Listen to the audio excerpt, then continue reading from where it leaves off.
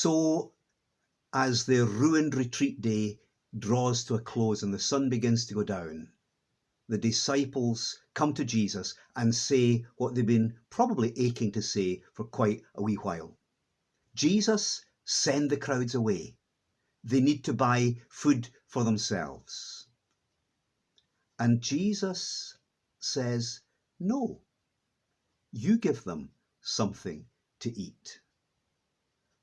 And what follows from that is the miracle of the feeding of the 5,000. It's a tremendous challenge to their faith and a tremendous challenge to mine as well. I love the way John Wimber used to tell this story as he imagined Peter in fear and trembling handing out tiny little fragments of bread to big, hairy, hungry fishermen and labourers. The feeding of the 5,000 is the only miracle that's recorded for us in all 4 Gospels. And in John's record, he begins by saying the Jewish feast of Passover was drawing near. And by doing that, he gives an indication that Matthew, Mark, and Luke also may well be hinting at, that this miracle of wilderness bread was an anticipation of Jesus taking Passover bread with his disciples on the night that he was betrayed. And that in turn anticipated the suffering and death of Jesus, taking the sin of the world upon himself on Good Friday.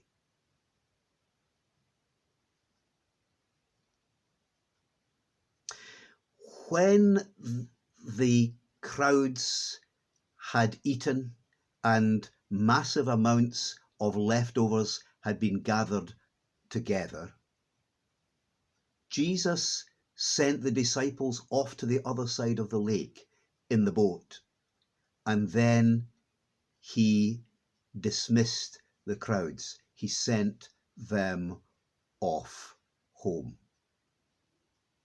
I wonder why he did it that way. I have a sneaky feeling the reason is this. For Jews at the time of Jesus, wilderness bread was one of the things they expected Messiah to do. And what Jesus didn't want was for the crowd, kind of egged on by over-enthusiastic disciples, to turn this into a kind of coronation for him. Yes, he healed the sick. Yes, he fed the hungry. Matthew links some of the healing that Jesus did with the work of Messiah when he says that Jesus' healings fulfilled what the prophet said, that he, Messiah, has carried our diseases and our infirmities. And that's from Isaiah 53, the song of the suffering servant who was wounded for our transgressions and bruised for our iniquities. And both as the one who healed the sick and the one who fed the hungry and carried the pain of their injustice, Jesus is also the one who carries their sins and ours.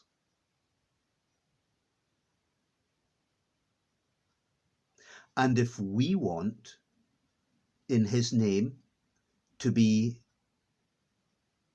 feeding the hungry and healing the sick and giving good news to the last and the lost and the least, then we need to do what Jesus told his disciples to do just a couple of chapters later on.